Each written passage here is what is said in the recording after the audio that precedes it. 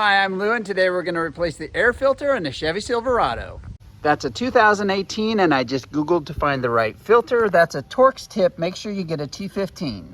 Open both of these. Remove the bottom compartment with screws there, and two more underneath. Now this whole compartment just pulls out. And here is the air filter cover, and you take that off by pulling there and there.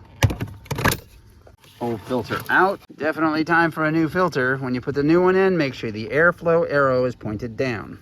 New filter in, cover, compartment, and screws. And breathe that fresh air. Thanks for watching.